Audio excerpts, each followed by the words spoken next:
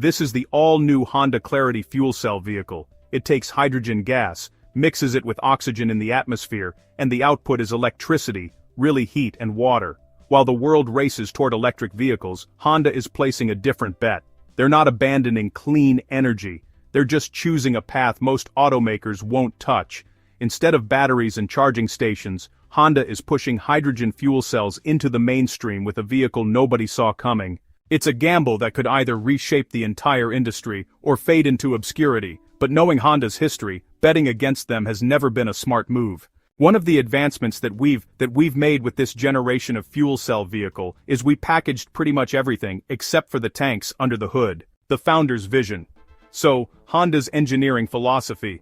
Honda didn't start as a car company. It began with a man covered in grease, tinkering with machines in a small workshop. Soichiro Honda was born in 1906 to a blacksmith father, and he grew up surrounded by tools, bicycles, and the smell of metal. He loved speed and had an obsession with making things work better. His first business wasn't glamorous. In 1937 he founded Tokai Seiki to manufacture piston rings for Toyota. Small parts, unglamorous work, but it taught him precision. Then World War II destroyed everything. His factory was bombed, he had to start over, but Soichiro didn't quit. After the war, Japan was in ruins, gasoline was scarce, and people needed cheap transportation. So, in 1946, Soichiro bolted old military generator engines onto bicycles. It was rough, makeshift, but it worked. 2 years later, he officially launched Honda Motor Company. From those scrappy motorized bikes, Honda motorcycles began winning races and breaking records. The world noticed Japan could build machines that rivaled anything from Europe or America. Soichiro didn't just want to compete, he wanted to dominate through engineering excellence. He believed that if you made the engine better, everything else would follow. That philosophy became Honda's DNA. Take risks, innovate relentlessly, never settle for good enough. It's why today Honda produces more engines than any other company on the planet. From motorcycles to jets to Formula One cars, if it has an engine, Honda has probably built one for it. Honda sells over 4 million cars every year, making them the 7th largest automaker globally. But they're not just big, they're respected. Honda has built a reputation for reliability that few brands can match. The Honda Accord, for example, consistently ranks as one of the best sedans you can buy. In just the first half of 2017, over 161,000 Accords were sold. People trust Hondas because they rarely break down, and when they do, they're easy to fix. But Honda's real legacy lies in their engine innovation. In the 1970s they developed the CVCC engine, which met strict United States emission standards without a catalytic converter. It was a breakthrough that proved clean didn't mean weak. Then came VTEC, in the late 1980s, a system that allowed small engines to deliver the power of much larger ones. It became legendary among car enthusiasts. Honda was also one of the first to bring hybrid vehicles to the US market, proving that fuel efficiency could coexist with performance. They've always approached engines differently, where other companies saw limits, Honda saw puzzles to solve. That mindset has carried them through decades of industry shifts. And now, while everyone rushes toward batteries, Honda is asking a different question. What if the future isn't about abandoning engines, but evolving them? Everyone's chasing. Electric vehicles used to sound like science fiction. No gas, no engine noise, just plug in and drive. But today they're everywhere. Teslas zip down highways with massive touchscreens. You can charge while grabbing coffee. The future arrived faster than anyone expected. Governments pushed hard to make it happen. Tax breaks, rebates, and incentives flooded in to encourage people to ditch gas guzzlers. Some countries went further, announcing outright bans on new petrol and diesel car sales within the next 10 to 15 years.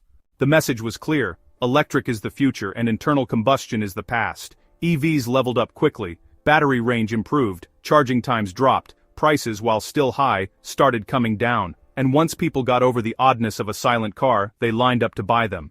Every major automaker jumped in. Ford, Hyundai, Volkswagen, GM, everyone started rolling out electric models like they were the latest must-have tech. The momentum feels unstoppable. Electric vehicles are celebrated as clean, green, and futuristic, but the reality is more complicated. Start with the batteries. They're massive, heavy, and packed with materials like lithium, cobalt, and nickel. Mining these materials tears up landscapes, pollutes water sources, and often happens in countries with poor labor standards. It's not a pretty process, and it's definitely not as clean as the finished product suggests. Then there's the problem of what happens when those batteries die. They don't last forever. After several years they degrade and need replacing. Recycling them is difficult and expensive. Right now, we don't have a great system for dealing with millions of worn-out EV batteries. They're piling up and we're still figuring out what to do with them.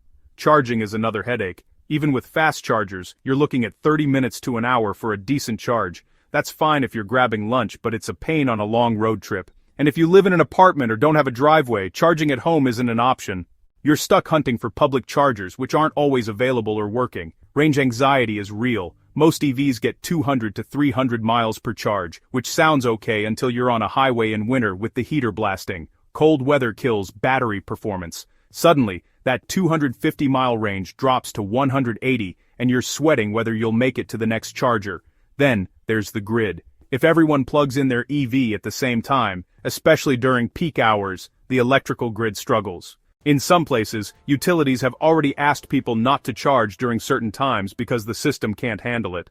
The fuel cell stack was compact and efficient, tucked neatly under the hood. Inside, a wave flow system circulated hydrogen faster and more efficiently, squeezing out more power without waste. The result was a car that could travel up to 366 miles on a single tank. Back then, that beat most electric vehicles. The clarity was also surprisingly practical. It seated 5 people comfortably. It was quiet, smooth, and spacious. Refueling took about 5 minutes, just like a regular gas car. Road trips were stressful, maybe even impossible. People just don't buy cars that might leave them stranded, you know. Then there was perception. Hydrogen sounded complicated, even dangerous. Electric cars, on the other hand, felt simple. Plug in, charge, drive. EVs had celebrity endorsements, government incentives, and charging stations sprouting up everywhere. Hydrogen didn't get that same love.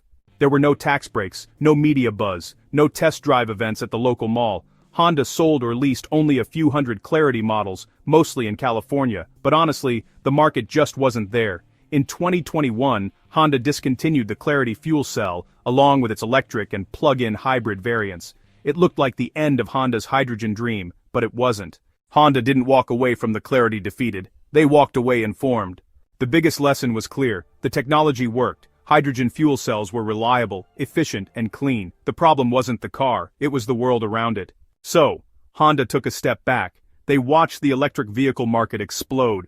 They saw Tesla's stock soar and, legacy automakers scrambled to go electric. They didn't panic. Instead, they kept their hydrogen research alive, quietly refining the technology behind closed doors. Honda knew something others were starting to realize. Electric vehicles aren't a one-size-fits-all solution. Batteries have limits, mining rare materials, long charging times, grid strain. These problems aren't going away. Hydrogen, on the other hand, offered a different set of advantages. Fast refueling, longer range, no battery disposal issues. It just needed the right moment and the right infrastructure. Honda also understood that entering a market too early is just as bad as entering too late. The Clarity was ahead of its time, but instead of giving up, Honda decided to wait, improve, and prepare for when the infrastructure finally caught up. And they weren't doing it alone this time. Honda's smarter approach is the hydrogen-powered CR-V SUV. By placing the technology in a popular, trusted model, they remove the weirdness barrier. The CR-V FCEV has a compact fuel cell system developed with GM offering around 400 miles of range and refueling in about 3 to 5 minutes. It also acts as a backup power source.